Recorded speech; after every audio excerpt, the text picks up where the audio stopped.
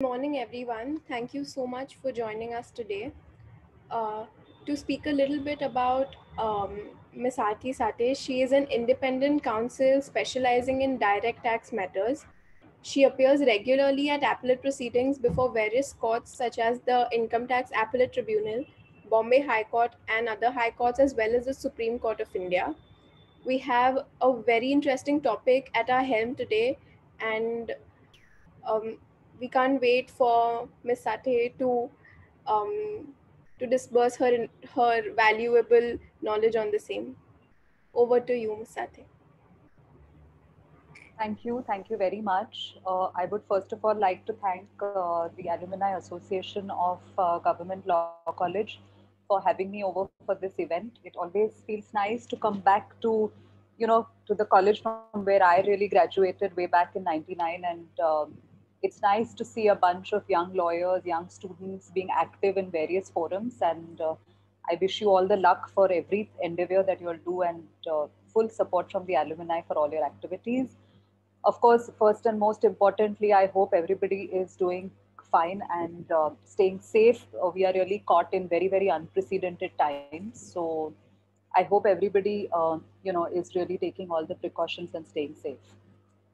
Well, so to begin with, on that note, I think today's topic seems like a topic which is so relevant because I think, and that's the reason why even when the Alumni Association really approached me for the topics which we should discuss, of course, income tax as an act is, infamously known as one of the most boring subjects, and most students are, or most practitioners really stay away from it, saying that, oh my God, it's too technical, it's too boring, and we really get bored of it. And I wouldn't say that they're absolutely wrong about it, but I think once you really delve into the deeper facets of the act, one really starts enjoying it because it's such an interpretational law. And every evolving situation makes that law, a very fascinating subject really to deal with. And today, when we are gripped in the middle of this pandemic, really, where everything is virtual, including today this lecture, we all would have loved to be together under one auditorium. I think cryptocurrency seems to be something which again is hitting us in a real virtual fashion.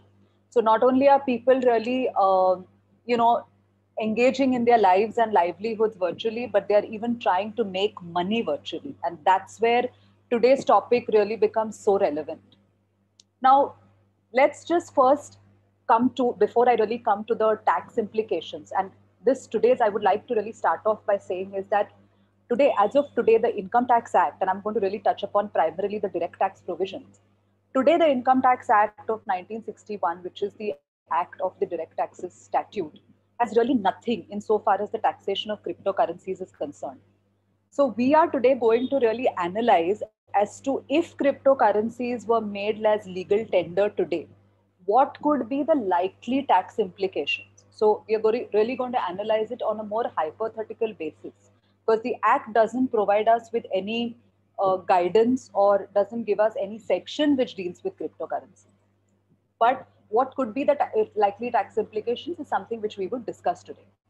India, as you know, today the government of India is in the process of drafting bills as far as cryptocurrency is concerned.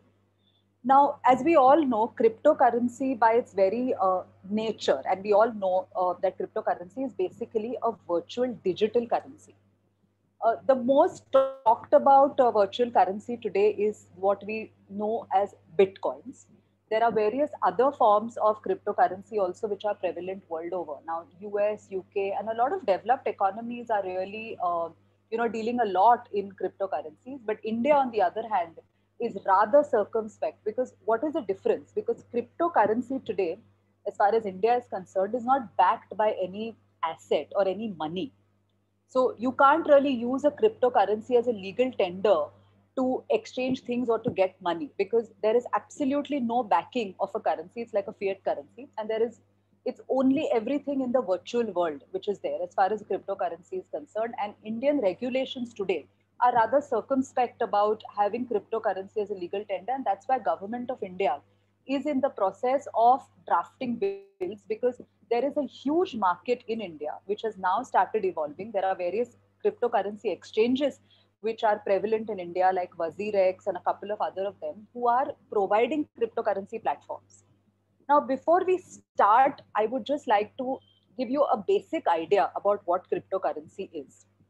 I would first of all take you straight away to, without really getting too much into the technical aspect of cryptocurrency, as to how the dictionary meanings of cryptocurrency are given. I would just like to read out a couple of dictionary meanings and at first take you to the Oxford Dictionary meaning, because I think dictionary meaning is the real primary way of always dealing with any jurisprudence which is evolving. The only jurisprudence which I have come across in my research with before on cryptocurrency is really the recent Supreme Court decision of Internet Mobile Association, which is the only comprehensive decision insofar as cryptocurrency is concerned, where an RBI circular really was impugned, and it's a rather interesting decision. And I would only like to read out in the course of this lecture relevant paragraphs of the cryptocurrency. I think just don't share it right away. I'll come to it. I'll tell you the pages when to go. I would first like to take you to the Oxford Dictionary, and I'm not sharing it on screen because most of you will have the Oxford Dictionary. The Oxford Dictionary defines a cryptocurrency as a digital currency in which encryption techniques are used to regulate the generation of units of currency and verify the transfer of funds operating independently of a central bank. Now, see, this is important because as things stand today, and especially I'm talking in the Indian context, there is no banking authority or there is no central bank which really is in charge of this entire whole other universe of cryptocurrency is concerned. It's really an individual to individual transaction which takes place on peer-to-peer networks of computer systems which will set up. And I'll take you to how this cryptocurrency really comes into being in the latter part of my lecture. So there is no regulating authority. There is nowhere where I can go give my Bitcoin and any bank will give me money and I can use that money to take on the transaction further. So that is where the unregulated aspect of this entire cryptocurrency comes into being. The other dictionary meaning, which is the Merriam-Webster dictionary, defines cryptocurrency as any form of currency that only exists digitally, that usually has no central issuing or regulating authority, but instead uses a decentralized system to record transactions and manage the issuance of new units. And that relies on cryptography to prevent counterfeiting and fraudulent transactions. So then here again, no regulating authority. The Financial Action Task Force, which was set up for the purposes of cryptocurrency, defines virtual currency as a digital representation of value that can be traded digitally and functioning as a medium of exchange and or a unit of account and or a store of value, but not having a legal tender status. The FATF, that is the Financial Task Force report, also defined cryptocurrency to mean a math-based convertible virtual currency protected by cryptography by relying on public and private keys to transfer value from one person to another and signed cryptographically every time it is transferred. So various definitions, and there are various definitions even given in the Supreme Court decisions, which we'll share later, which give us the flavor that cryptocurrency is really nothing but a intangible asset. And when I say intangible asset, it gains significance from a tax perspective. Nothing which I can perceive, nothing which I can feel, nothing which I can value. Now, once all those things come into picture, that's where our tax implications, we'll talk about later, come into picture. Now, primarily, we will talk about the most prevalent forms of cryptocurrency or most heard about form of cryptocurrency, which is the Bitcoin. Now, how do these Bitcoins really come into picture? So there are basically ways. So there are people called miners who are people who really get the Bitcoins. Now, how do they get the Bitcoins? The way it is set up is that they do it by a system called a blockchain technology. Now, what is a blockchain technology? So blockchain technology, in more simple words, is really a kind of a checkbook, okay, that is distributed across all computers across the world. So there are various computers. There is a checkbook which is distributed, that blockchain technology, from one computer to the other, and a mathematical algorithm is really generated, okay. So that mathematical algorithm is generated, and then once that mathematical algorithm gets generated, every computer who's part of that blockchain races in time, races ahead to solve that mathematical algorithm. The computer which obviously solves that algorithm using various hashtags, etc., and for which there is a complex technology. It uses copious amounts of electricity. It has a huge setup behind it. So the computer which really solves that algorithm the fastest, so its fastest finger first, will really get something called, it's called the miner, and they get the reward or the fee or the transaction fee or whatever that is called is the cryptocurrency, and that is the Bitcoin. Bitcoin is just a form of cryptocurrency. There are other ways, like I said, there are altcoins and there's Ethereum, and I don't really want to go into the technical aspect of it. But insofar as we restrict ourselves to Bitcoins, that is how the miners, so the guys who really mine, so it's almost like, in a more tangible format to say is that if you want to get coal, you dig earth and you get coal, and then you make coins out of it or you make something out of it. Similarly, here, the computers solve that algorithm and get their reward as Bitcoins. Now, that Bitcoin or that cryptocurrency which comes to the miner is used by the miner either independently for his own purpose, that is for trading, or in turn for using it for the purposes of exchanging it with his peer networks, or it can be used over a trading platform. It's like almost like a stockbroker. Now, there are various virtual currency exchanges which have been set up all over the world. There are also various virtual currency exchanges which are in India, which really help for the trading of these cryptocurrencies.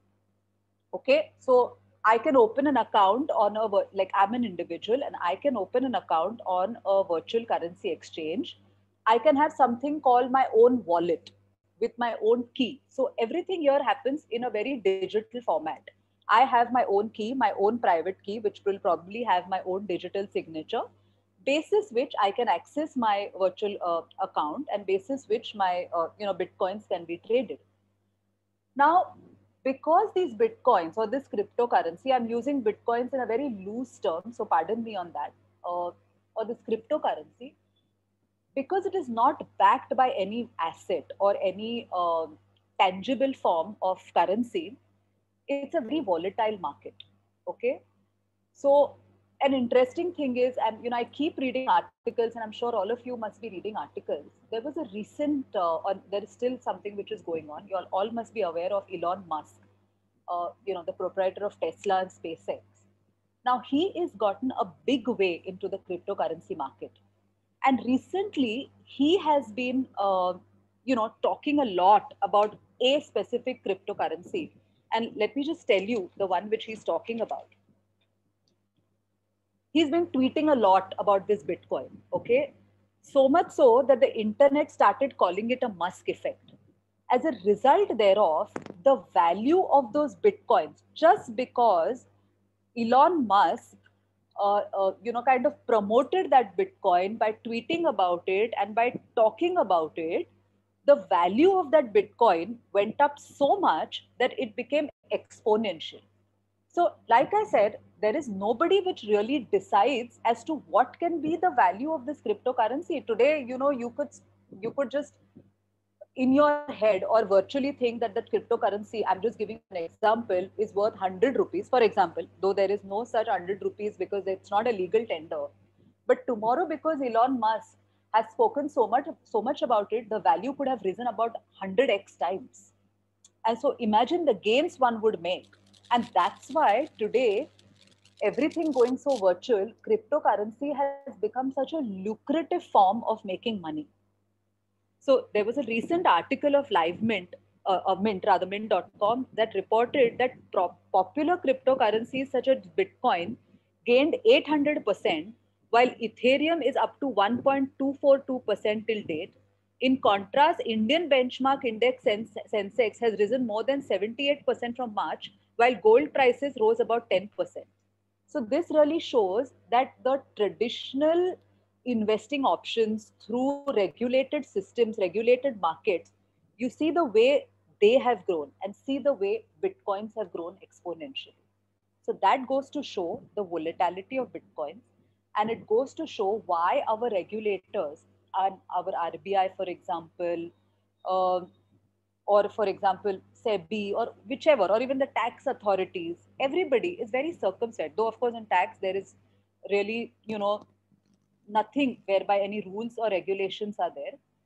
But that just goes to show the volatility of the Bitcoin market. Now, I would like to take you all just to bring the perspective of cryptocurrency, and then we go to the tax implications to the Supreme Court judgment. If somebody can just share the Supreme Court decision, please.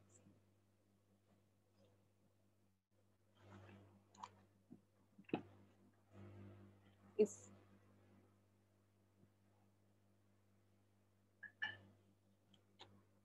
So this Supreme Court decision, and it's a rather interesting Supreme Court decision. I'm sure whenever you all have time, I think you all should read it, because this is the only real jurisprudence which has so far in India been evolved insofar as the cryptocurrency market is concerned.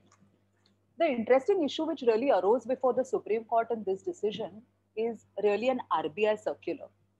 Now, what that RBI circular really did, that RBI circular, what that wanted to really do is, and the Supreme Court, interestingly, has not banned cryptocurrency in India. So let's be very sure about it that Indian markets or Indian regulators or Indian jurisprudence is also really veering towards opening up the Indian markets for cryptocurrency. But because it's not regulated, we still can't deal with it so very clearly.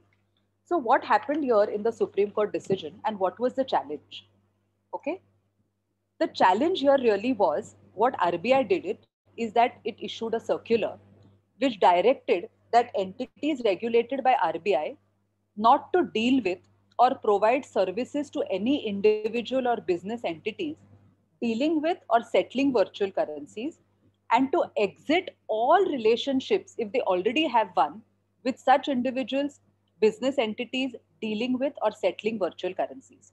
So RBI really said that, look, anybody having any kind of transaction with, or these maybe, and I think the real guys who really got affected by this RBI circular were the VC exchange platforms. Because the moment I am trading on a VC exchange platform and RBI comes up with a circular like that, then I'm unable to really deal through that VC exchange platform. And that's why this entire association, Internet Mobile Association being one of them, and various other petitions came up before the Supreme Court and said, look, this circular is completely, against the constitutional rights. And it was really interesting that constitutional rights really came into force, whether freedom to carry on trade or freedom of business, Article 19, Article 14, I'm not sure if no, not Article 21, but could be Article 21 also, were really, this all impugned all these articles.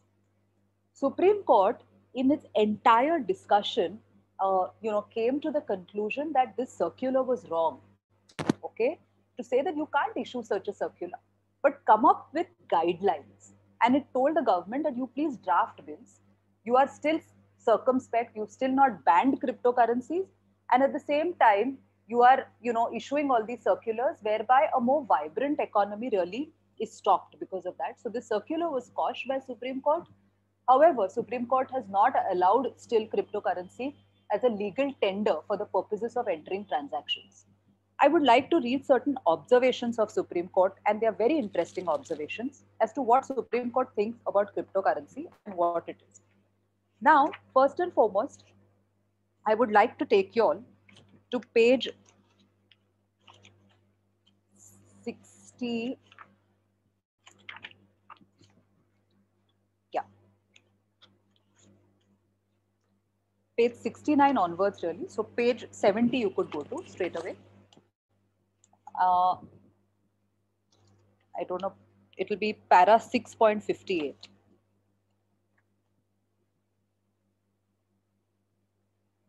This is an SCC online copy, and I have a different printout. I have a printout straight from the Supreme Court website. So we could have a bit of an issue of the page numbers. But there is a table which really gives definitions by various regulators. And I would only like to read one definition. of the International Monetary Fund.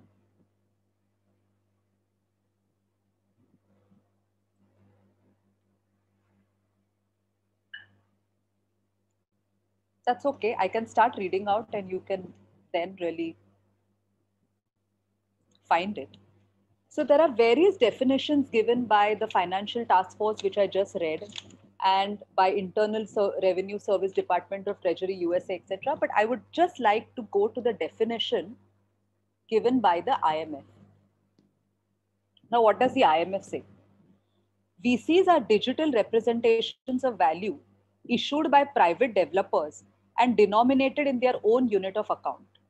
VCs can be obtained, stored, accessed, and transacted electronically and can be used for a variety of purposes as long as the transacting parties agree to use them. The concept of VCs covers a wide array of currencies ranging from simple IOUs, that is IOU, of issuers such as internet or mobile coupons and airline miles, to VCs backed by assets such as gold and cryptocurrencies such as Bitcoin. As digital representations of value, VCs fall within the broader category of digital currencies. However, they differ from other digital currencies such as e money, which is a digital payment mechanism for and denominated in fiat currency.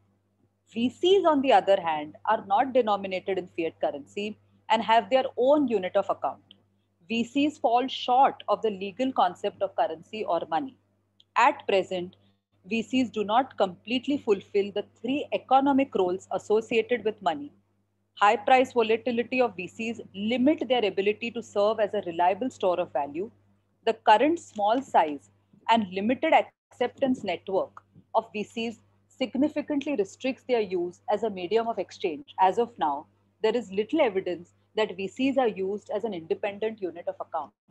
So even the IMF really and the various other authorities, and there are a list of people, authorities who have said that VCs are, because of their volatility, not a very reliable source, or other the cryptocurrencies are not a reliable source of tender or of any kind of transaction.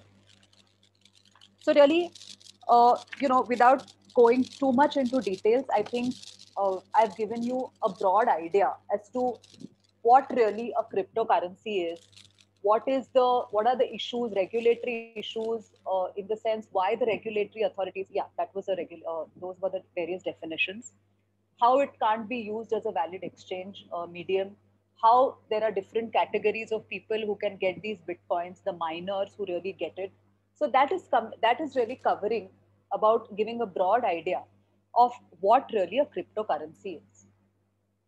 Now we come today to the important aspect, and really the issue today which we are really going to discuss is about what are the likely tax implications and really the direct tax implications of this cryptocurrency.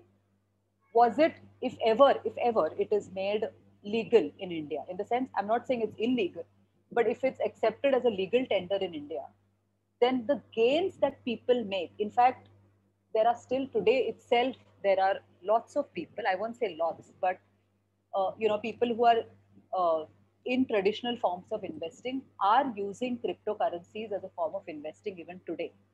But because of the lack of clarity, a lot of people have now offloaded their cryptocurrency and they are showing it as capital gains, because really the cryptocurrencies, because they are traded on VC markets, they are looking at it as shares and securities. But then again, we will now delve into what could be the likely tax implications if the VCs were used as a valid legal tender. We all know, and it's rather simple, that Income Tax Act, as it is, has broadly 5 heads of income.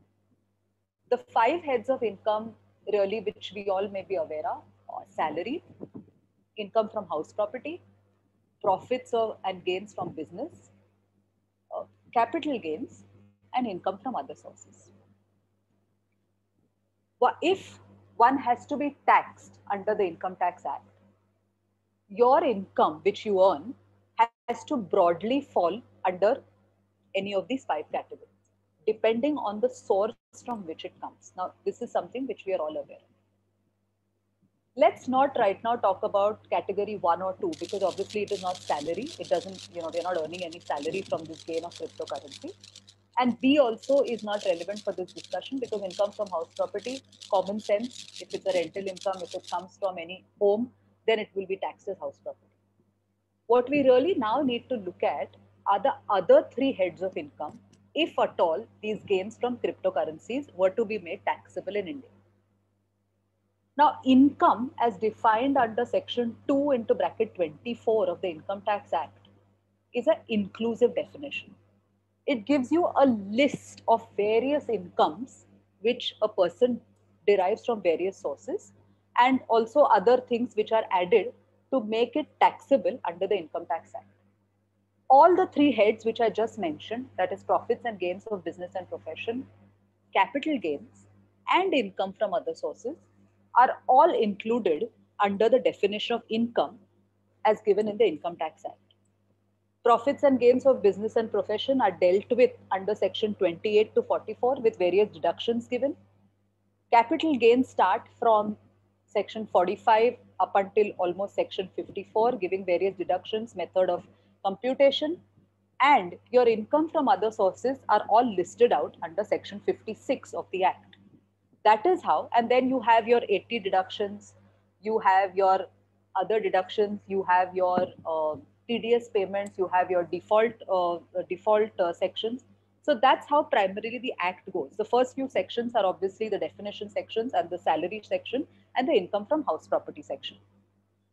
Now, if I were to, for example, tax this income as income from profits and gains of business and profession, what has to be my primary way? Because see, here again, we are talking of a completely virtual thing. We have no idea as to how to classify this Bitcoin or this cryptocurrency. Let's say, for example, we classify this as a good. Okay. I can't really call it a service. However, I will take you to certain FAQs which have been issued by the in context of the Excise and Customs Act, which really even talks about having these intangible assets as goods. Now, if I deal with these cryptocurrencies as a miner, for example, so this is my business. I'm in the mining business of Bitcoins. I'm expending X amount of money in the infrastructure to mine those Bitcoins, and I am buying and selling them. And if I were to classify, or if the tax authorities, not I, the tax authorities were to classify it as goods, then it will come under the realm of profits of or gains from business and profession. Now let's see why, if at all, it can be classified as goods. Let's me just come to the definition of goods.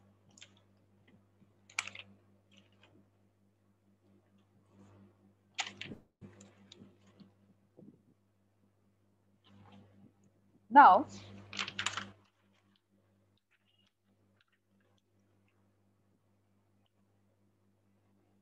I would like to go to the Sale of Goods Act 1930, which provides that the term goods, or rather the term good, means any kind of movable property other than actionable claims and money.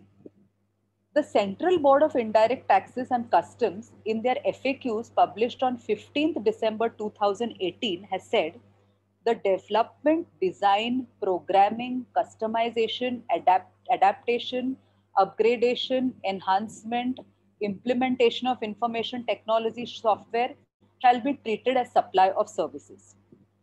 Further, it has also said by its sectoral FAQs on IT and IT enabled services, upgradation and implementation of information technology software, or permitting the use or equipment of any intellectual property right are treated as services. But if a pre-developed or pre-designed software is supplied in any medium storage commonly brought off the shelf or made available through the use of encryption keys, the same is treated as supply of goods. So, if one were to draw an analogy or help from these various FAQs or the way the tax treatment right now is being done of intangible asset, it is likely that cryptocurrency can be termed as goods or can be termed as services. To my mind, it could be termed as goods. And once, if they are, if it comes in the realm of goods, for example, once you're trading in them or once you're selling them, then we have to look at the definition of business as given in the Income Tax Act. What is business? Business as defined in section 2 into bracket 13 of the act is includes any trade, commerce or manufacture or any adventure or concern in the nature of trade, commerce or manufacture. So the definition of business under the Income Tax Act is quite wide to say that anywhere where you are, it includes a trade of anything or an adventure or concern in the nature of trade, commerce, or manufacture could be termed as business. So I'm trading in the purchase or sale of bitcoins. Bitcoins, as I said, I'm using it loosely, or cryptocurrency. So the gains made therefrom could be taxed as profits and gains of business and profession. So this is relevant in so far as today the miner is concerned, because the miner is in the business of not only mining the bitcoins but also probably selling it to another party or peer-to-peer network or to VC exchanges and making profit out of it, and that could be his business income. It could be taxed as his business income.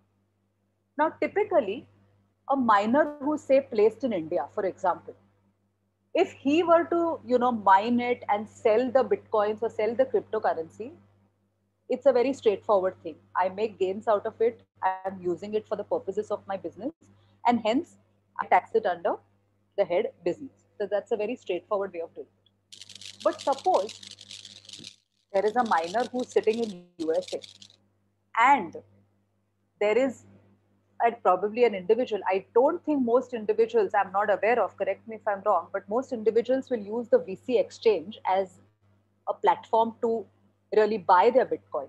Say the VC is sitting in India. Now, what would be the tax implications in that case? Because the miner is in US, the VC is in India, the individual who's buying it through the VC is in India.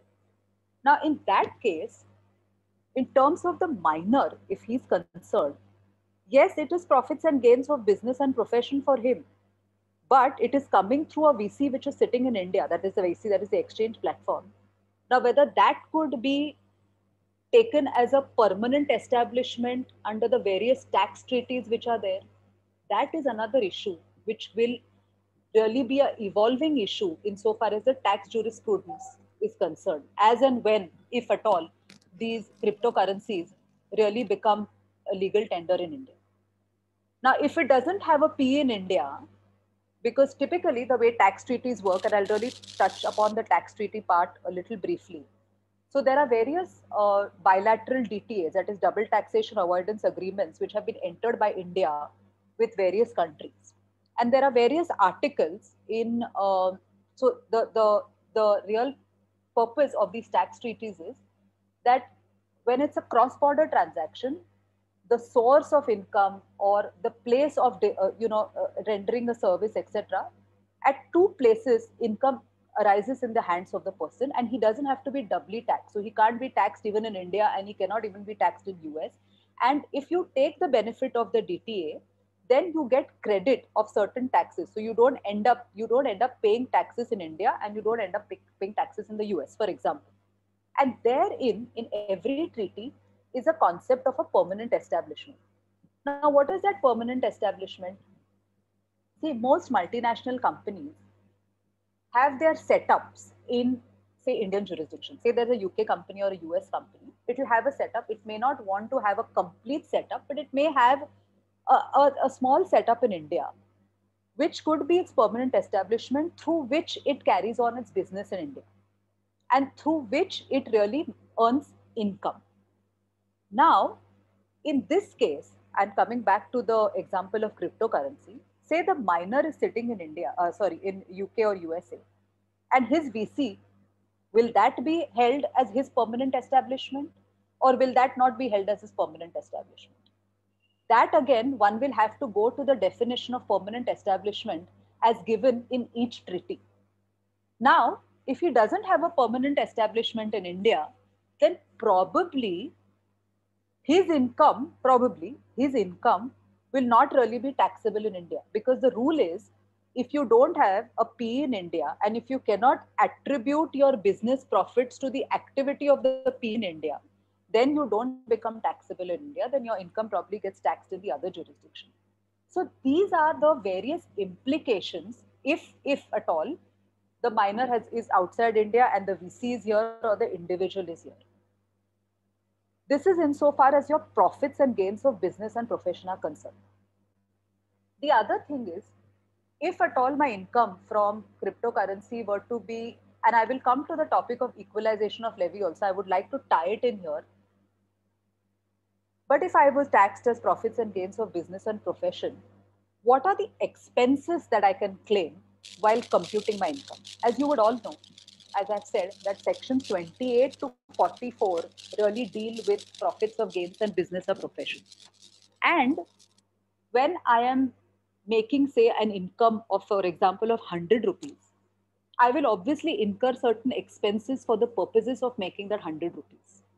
Now, what are those expenses? Those expenses which I incur for the purposes of making that 100 rupees are deductible for the purposes of computing my ultimate profit which I make. And those are as per the sections given in sections 28 to 44 of the Act. In case of a minor, we'll go by the example of a minor right now for the purposes of profits and gains of business or profession. What are the expenses that he incurs for the purposes of getting into this transaction of Bitcoins? Like I said, a miner has a whole host of computers, a whole host of logistical support which he has to invest in. Now he can say that that computers or those assets are assets which I have used for my business. He can claim the expenses insofar as that is concerned, because ultimately those are his capital expenditures. What he invests in really having a setup for the purposes of his business, that is his capital expenditure. And the other charges which he incurs, maybe, I mean, I'm just giving example, bandwidth charges, electricity charges, all these other charges could be claimed by him as revenue expenditure for the purposes of computing his business profit. So this is insofar as the minor is concerned. Now there is another category also of people who are in the trade of cryptocurrencies. Those other people who are in the trade of cryptocurrencies are primarily the VC exchange platforms and people, individuals who are using the cryptocurrency as a hobby. And for that, I would like to again take you back to the Supreme Court decision. If somebody could just get the Supreme Court decision up again. Because everything is so tied in, I have to take you back and forth to the Supreme Court decision and how it will play out. I would like to take you to page 147. Sorry, 148.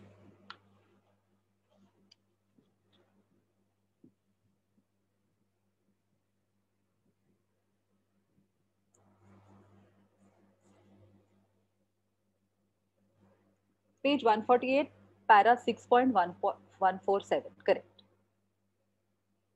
Here, of course, Supreme Court has categorized the type of people who are into cryptocurrency for the purposes of Article 19(1)(g), because they wanted to really, on the principles of proportionality, as to who really got most harmed as a result of that RBI circular, they had to categorize the people. But I think these observations of the Supreme Court will be very helpful insofar as tax law is also concerned. Now, what does Supreme Court say insofar as people who are into the who are really using this cryptocurrency technology? So, in order to test the validity of the impugned action on the touchstone of Article 19(1)(g), we may have to understand the fundamental distinction between one, the purchase and sale of virtual currencies by and between two individuals or entities. So it could be from minor to minor, or it could be from, say, an individual to an individual. And second is the business of online exchanges that provide certain services, such as the facility of buying and selling of virtual currencies, the storing or securing of virtual currencies in what are known as wallets, and the conversion of virtual currencies into fiat currency and vice versa. So here is a typical service which, say, a stockbroker would provide to somebody dealing in shares and securities. The buying and selling of cryptocurrencies through VC exchanges can be by a way of a hobby or as a trade or business. The distinction between the two is that there may or may not exist a profit motive in the former, while it would be there in the latter. So interestingly, the VC exchanges, to my mind, they are really in the business of giving their services of cryptocurrencies to people who want to avail it. And the income or the consideration which they make would be taxable under the head profits and gains of business or profession. But say an individual who's doing it more like a hobby or for investment purposes, the tax implications in his hand would be different depending on the frequency of the transaction, the holding period of the cryptocurrency, and the tax treatment which it would really give in the books of accounts. So it is just like shares and securities, there is a whole plethora of litigation. And there was a recent circular also. I was unable to lay my hands on this circular before I came here, where even when somebody really did trade in shares, in stocks and shares, his income could be taxable either under business income or capital gains. There is a huge amount of litigation which has taken place because if I showed it as a business income, department would say, no, you have to instead show it as a capital gain, because even if you had bought one share, you held it for such a long period of time, and hence you are really into the business of buying and selling shares, and it cannot be capital gain. So a lot of circulars have come. The department has come up with a lot of circulars to say in which case can it be taxed as a profit and gain of business or profession, or where it can be taxed as a capital gains. Similarly, in transactions of cryptocurrencies also, there could be litigation as to what would you tax it as, whether you will tax it as a profit and gain of business or profession, or whether you will tax it as a capital gains. Now, like I said, in a case of a minor or a VC exchange platform, I think it's pretty straightforward. Even on a hypothetical basis, they are in the business of giving cryptocurrency as a business, and that will be really taxed as a business income. But in a case of an individual or a person who's pursuing it as a hobby, in his or her case, there could be litigation which will come as to whether we can tax it as a business income or whether we can tax it as a capital gain. That takes us to the second category as to how this income can be taxable.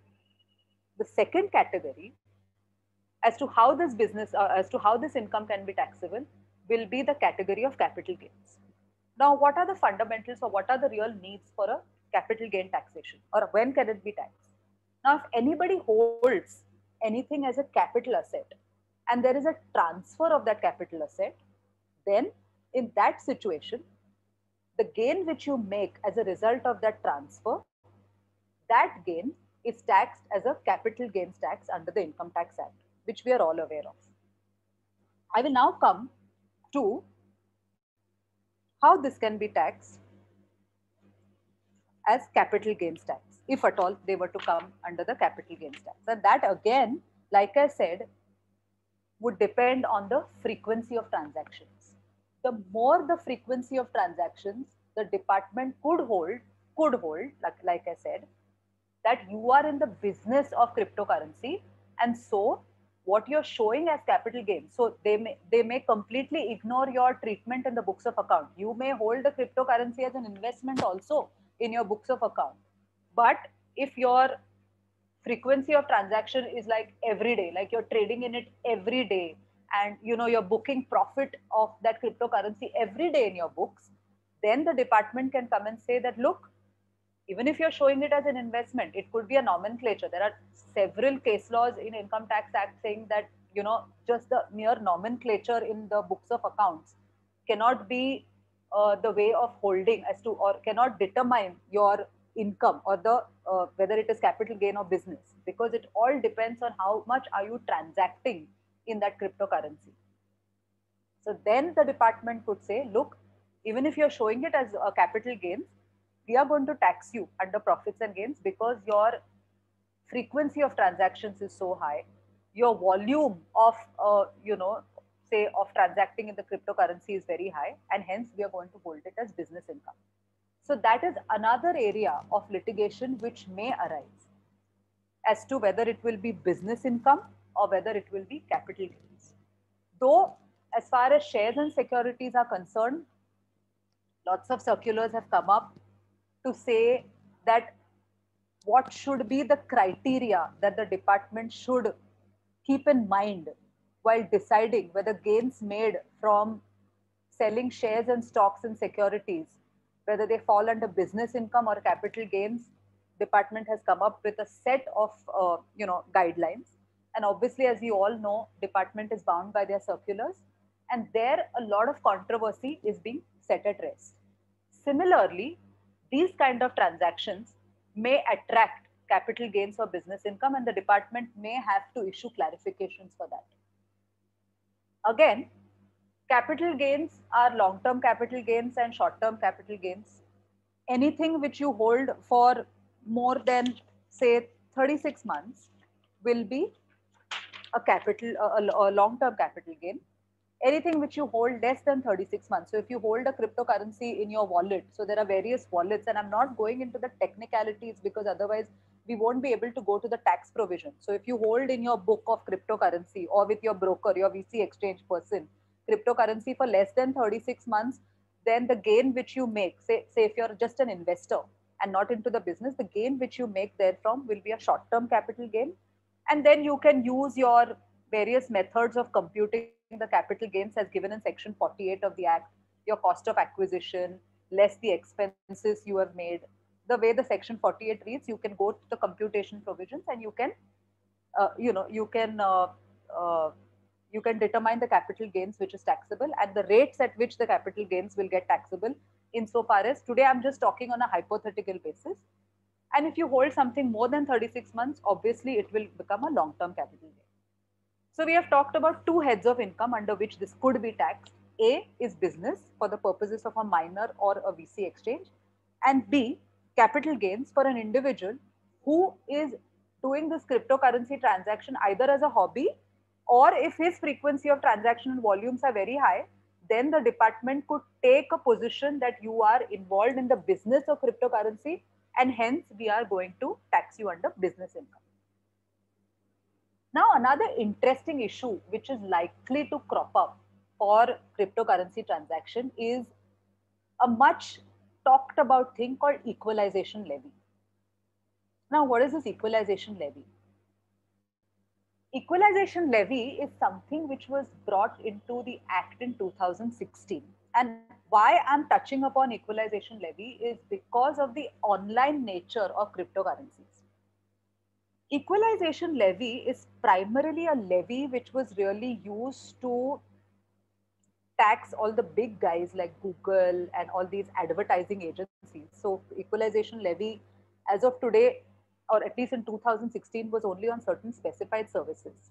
So, if you're in the business of providing online services, and I'll just like to read that particular paragraph or particular definition of equalization levy. So it was made applicable only to certain specified services, which include online advertising, any provision for digital advertising space, or any other facility or service for the purpose of online advertisement. So you have your Googles and you have your other big guys who are into this online advertising services, which they provide all over the world. Okay. So what the government of India tried to do, and the reason why it bought this equalization levy, and why I would like to take it in the context of cryptocurrencies. Typically, all these online services do not have permanent establishments because they don't fall under the criteria of permanent establishments as given in the various double taxation treaties. So, as a result thereof, they were making huge amount of money through this online advertising platform, and whatever income they made was going tax free, say for example in India, because they don't have a permanent establishment. Everybody is using the advertising services of Google, but they don't have a agency or a permanent establishment or an agency permanent establishment or a service permanent establishment to whom they could attribute their business profits. So everything which went back to them as consideration was pretty much going tax free.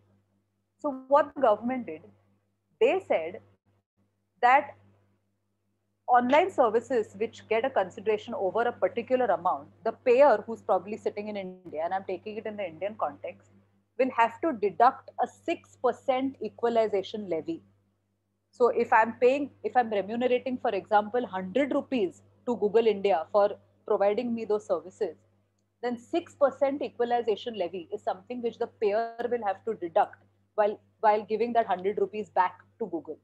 So to that extent, they don't go tax free, because otherwise what was happening, there was a bit of a disconnect which was going on, is that a lot of multinationals which are doing today business in India, and if they have a permanent establishment in India, their services or their business is getting taxed because they say that you have a P.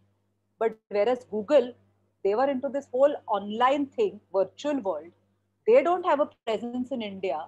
So the tax authorities don't know whom to tax because they can't really pinpoint whom to tax. There is no P, there is nobody securing contracts on your behalf, there is nobody holding out as you carrying on business in India. So obviously they are unable to tax you. There was a disconnect coming. So the MNCs which didn't have a PE were going tax free, but the MNCs or the multinationals which had a PE were getting taxed for all their business activities. And that's where the government said, look, we need to impose this equalization levy. There was a lot of furor created saying that no, it's an unfair thing, and Indian markets will get affected. Multinationals will not come into your Indian markets. So I think by the recent amendment, I think it's got reduced and it's made to 2%. There was another aspect which that equalization levy tried to plug in. What was that aspect? There are various decisions as far as online advertising is concerned. And tax tribunals have typically taken the view that neither are these services fees in the nature of technical services, because there is no human intervention insofar as providing these online services are concerned. Okay, online advertising does not require any human intervention, does not require any models, does not require anybody to advertise their products, and hence you cannot say that it is fees for technical services. And at the same time, there is no work in that because it's all going online. There is no work, there's no copyright, and hence it's not royalty, and hence it is not taxable under those categories also. And because you don't have a permanent establishment, it is not business profits also, you can't tax. So as a result thereof, the entire online advertising industry of a non-resident or a multinational was going tax free in India, and hence this equalization levy was introduced.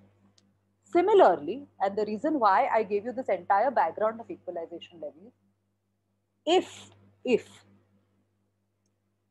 a similar MNC or a similar non-resident Indian were to sell his cryptocurrencies in India without having a P in India, because it's all virtual in nature, there could be provisions like akin to the equalization levy, which also the tax authorities or the government may consider insofar as the cryptocurrency market is concerned. Because ultimately, somewhere, whatever gains you're making, somewhere it needs to be taxed. You can't go tax free if there is an entire virtual world which is making hundreds and thousands of dollars as a result of this whole cryptocurrency market. So that is another aspect which the tax authorities could think of for the purposes of taxing your cryptocurrencies. Okay, so that's the reason why I said the same implications like equalization levy could come into play as far as cryptocurrency is concerned. So till now we have discussed profits and gains of business or profession where it could be taxed. B, it can be taxed as capital gains. And let me tell you, most people today investing in India, even individuals who do it as a hobby, they are paying capital gains. Even if they are exiting from the cryptocurrency market because of a lack of regulatory framework, they are showing it as capital gains and paying tax thereon. That is how it is happening as of today. Of course, subject to how the government decides if at all cryptocurrency can be used as legal tender. And the third aspect could be a similar provision like the equalization levy, where the government said, look, all these online MNCs, we are very circumspect about it. We don't want to, leave them scot free.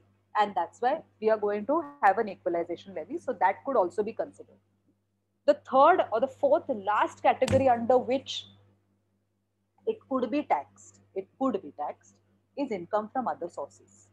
And why will it be taxed under income from other sources?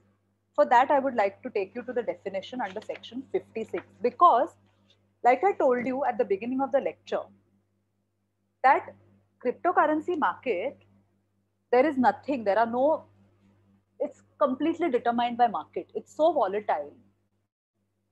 There is nobody really fixing any prices or fixing anything.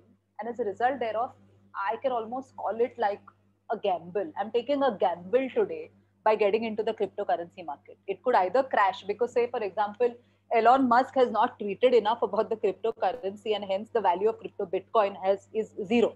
It could be zero because Elon Musk or somebody of his standing has not, really given any credence to it. So my whole cryptocurrency is of zero value. But today, because Elon Musk has given it such a high value to Bitcoin, it has risen to great extents. So the complete volatility makes it more in the nature of a gambling. Okay, so it's a gamble I'm taking. Like in a very common and a very common parlance, you're doing a satta basically, that I may or may not make profits out of it. So it could also be termed as a speculative transaction under section 43(5) of the Act. That is going into another realm altogether. That it could be a speculative transaction also, and for that 43(5) provisions are there. But today we are talking of the taxing implications insofar as how it will be income in your hands.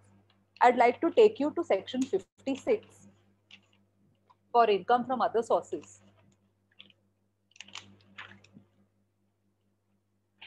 And what does income from other sources say? Section 56 has a whole list of income from other sources. 56(1), small Roman 1b, makes any winnings from lotteries, crossword puzzles, races, including horse races, card games, and other games of any sort, or from gambling or betting, or any form whatsoever, as income from other sources. Okay, so tomorrow the tax authorities could, I mean, strictly looking at the definition of 56(1)(1)(b), one can't put it under that categorization. But the tax authorities could say that, looking at the whole volatile nature of the cryptocurrency market, it's quite possible that it's more like a gamble. It's more like a betting you're doing. It's something where you're not sure. It is a very speculative kind of transaction which you're really entering into.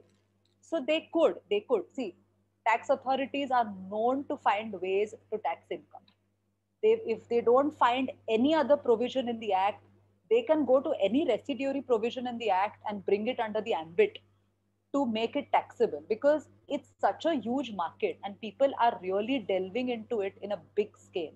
Let me tell you, the moment the government today comes up with a draft bill, or, and I'm not really sure whether the government will use it as a legal tender, because Supreme Court also, if you have seen in the decision, the only jurisprudence available, it has really asked RBI that, look, you can't issue such circulars whereby they have not really banned cryptocurrencies.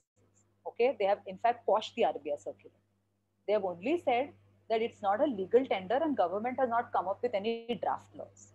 So today the courts also seem to be open to the idea of cryptocurrencies. So the moment that happens, there is a huge market which is ready to really absorb the gains of cryptocurrency.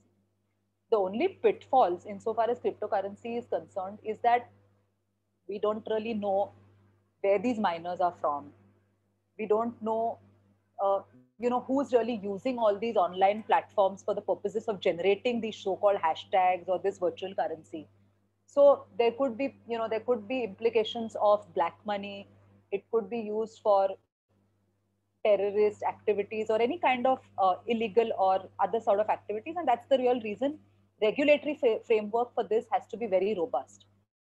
Now, and there is no banking channel, which is the most important thing. There is absolutely no central regulatory banking channel which is today in play for the purposes of regulating this cryptocurrency, giving it absolutely no credence.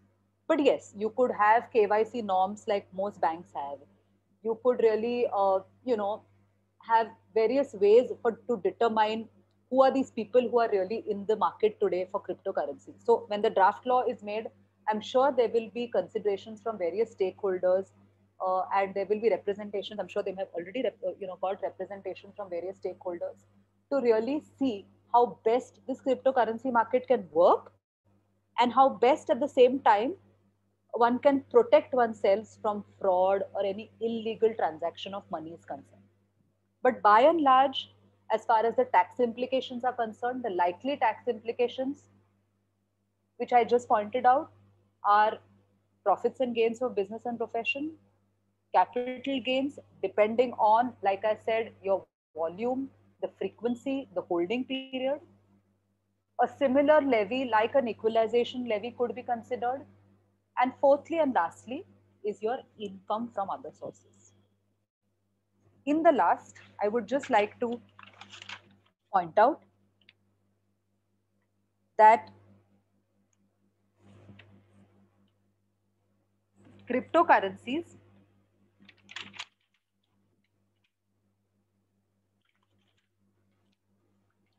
as of April 5th, 2021, and I'm reading it really from a news article which I came across.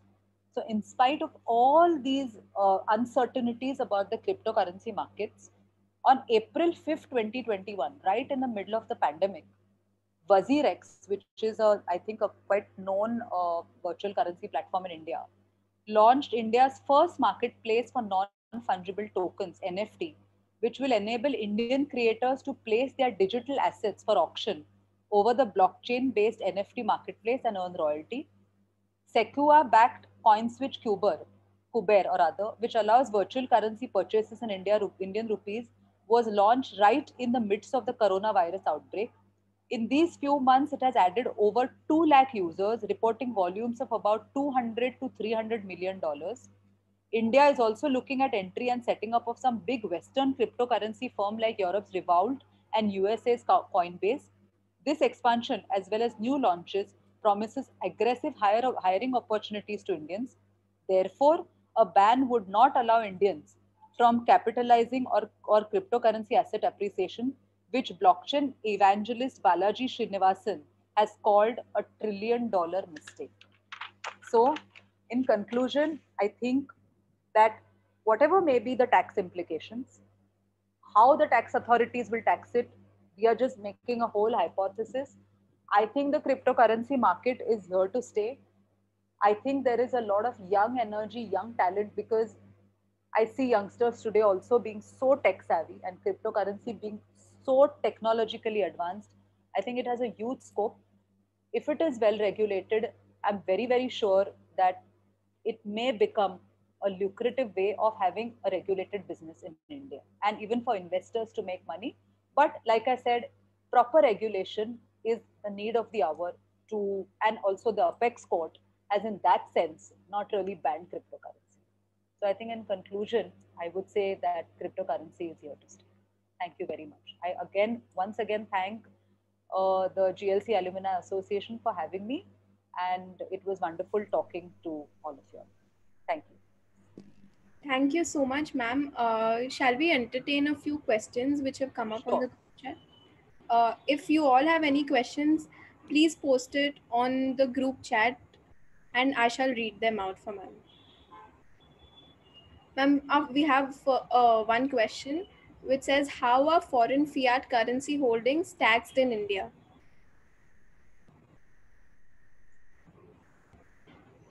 The foreign fiat currency, in the sense that the cryptocurrencies in India? I think Mr. Abhigyan means a foreign currency. Ma'am, we can go on to the next question until he clarifies that. Yeah. The next question is, should a person mining cryptocurrency as his main source of income be taxed under income from salary? No, not at all. Because a salary income is, there has to be an employer-employee relationship for the purposes of a salary income to be taxed under the present provisions of the Act. So, no, his income will not fall under the head of salary. Okay, ma'am. His will be, like I said, if a person is mining cryptocurrency as his main source of income, he's obviously then going to sell it in the market. It is a business for him. So, because like I read out the definition of business, anything which is, you know, in the nature of trade or an adventure, then it will be taxed as business income. What is, Mr. Abhik, how are foreign holdings like USA, dollar and others, and wouldn't it make sense to tax? Yes, Abhigyan, to some extent, uh, it will make sense to, you know, tax it in the same fashion as it is, you know, being taxed in those other countries. We could draw parity from them. Though I feel that in US, I'm not so sure about UK or etc. But US is taxing most of them as capital gains. So yeah, it could make sense to really draw some, I mean, some guidance from those economies. Okay, ma'am. The next question is that if non-volatile cryptocurrency starts getting used as a method of payment to discharge debt and to discharge debt, can an authority really stop people from according it value? Sorry, where is that question? I can't read it. Ma'am, it is posted by Aditya on the chat box. Can you please read it out again? Yes. If non-volatile cryptocurrency starts getting used as a method of payment and to discharge debt, can an authority really stop people from according it value? See, Aditya, as long as cryptocurrency is not used as a legal tender, you can't use it to discharge a debt. Okay, so whether it is volatile or non volatile will not make any difference. The point is today, you can't use it. You can't go to a market. You can't say, I have 10 bitcoins. So, for example, give me 10,000 rupees. That's not happening. I'm giving these 10 bitcoins for the purposes of discharging my debt of 10,000 rupees. Though these bitcoins are non volatile in nature, that isn't going to happen. Now, that will only happen if at all, it is accepted as a legal tender in India. Today, it is not accepted as a legal tender, so it's not going to make any difference. But if it were to be accepted as a legal tender, how do you stop the volatility of a cryptocurrency? Because the only way to stop it is ultimately being traded across various exchanges, and then a whole system will have to be set in place to really accord a value to it. So I don't think at this point of time you can use a cryptocurrency to discharge any debt as long as it is not accepted as a legal tender. Another question we have is that since NFTs are bought and sold through smart contracts in which the marketplaces do not have access to the gross amount, will the marketplaces still come under the purview of equalization levy? Sure, I think it could. I'm just giving you an example of equalization levy because uh, equalization levy, like I told you, the rationale for bringing equalization levy was to, you know, have a level playing field between the MNCs who had a PE in India and in MNCs who did not have PE in India but who were into online trading, or rather, sorry, online advertising. So yes, going by your questions, NFTs which are bought and sold through smart contracts and in which marketplace don't have access may come under the if a equalization levy like situation were to be you know, if the government thought of an equalization levy for even cryptocurrencies, then yes, maybe they could take that position that you don't have a PE in India, but you'll still be taxed. It's not a tax really; it's really the payer who gives money to that online service provider abroad or to that MNC will have to deduct a 6% and now 2% equalization levy. Ma'am, another question we have is what do you think is the most practical solution to regulate cryptocurrency in India? I don't I don't have any practical. I think the practical solution, like I said at the end of my speech, is that you regulate it. You surely well regulate it. You please use banking channels for the purposes of giving it some value, because going through a proper banking channels gives you a methodology really to verify the transaction. Today there is no methodology to verify who's doing the entire activity. So a banking channel will give you a way of, like I said, verifying what this transaction is. Also helping us to really know what is the actual value. So that if there is money involved in the whole game, then a banking channel will really help. And to have a proper setup, say a proper RBI framework, other regulatory authorities, even the income tax authorities, if proper amendments are brought into the act, if there is more clarity as to how this income will be taxed in my hand, I think that is a very practical solution to really regulate this entire cryptocurrency market. Ma'am, another question which we have is that can we show money earned from WazirX crypto trade as income from other sources to pay tax on that? I really don't think so, because I just gave you one of the ways in which the tax authority could look at, taxing the income made from crypto. But I feel that still in India, and from what I've heard people doing it, is they're still showing it under the head capital gain. So I don't, I would show this. I think the way to show it would be capital gains, but I don't want to really advise on something like this, because there's no clarity as far as cryptocurrency. I don't know the method of holding, the treatment and the books of accounts. So I'm not going to tell you that this is the way to do it or this is the way you should not do it. It's the whole purpose of this lecture was a hypothetical basis on which the tax authorities may decide to tax you. Because, say for example, I'm just giving you an example, I tell you today, please show it as income from other sources. There is a high likelihood, because it's on a very case basis, there's a very high likelihood that the tax authorities could say that, look, you are actually in the business of trading, your volume of transactions is so high. Or the tax authorities could say, you're holding it as an investment, so please, why did you show it as capital gains? Why didn't you show it as capital gains? So no, I don't think I would be in a position to advise you as to how to pay the tax at this point of time. One Ma'am, last thing. Yeah. another question we have is that the government is planning to allow digital currency only released by them. Would that not curb the essence of digital currency in the first place? Possibly. I think to have more private players would help. So I don't think the government should only allow digital currencies which they are going to float in the market. I think it should be a free market, like like how your share stocks, etc. The more players in the market, better regulating, better way of really deciding the prices. Let the market forces really decide the value accordingly. We will take one last question, which is if cryptocurrency were to become a legal tender, then how would the trading of cryptocurrency be taxed? I just spoke about it. I just spoke about it. If it were legal tender and if it were income in your hands, then broadly the heads under which the tax department would take it is the 3 to 4 heads which I just talked about. Okay, ma'am. We will not be taking any more questions. Diksha, you can go ahead.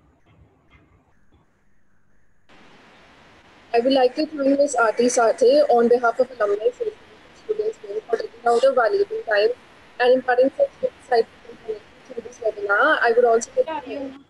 Diksha, can you start again? You were not audible properly. Am I audible now? Hello. I can hear you. I would like to thank Ms. Aarti Sathe on behalf of Alumni Association Students Wing for taking out a valuable time and imparting such insightful information through this webinar. I would also like to mention that in spite of logistical issues, she went out of her way and make sure that the lecture goes seamlessly well. So we are extremely grateful to you, ma'am. And I would also like to extend my gratitude to our professor in charge, Ms. Masani ma'am, our conveners, Anushka and Nidhi, our General Secretary and Assistant General Secretary, Sachi and Aditya, my co-committee members, my fellow colleagues, and also I would like to thank all the participants for being such an interactive and patient audience.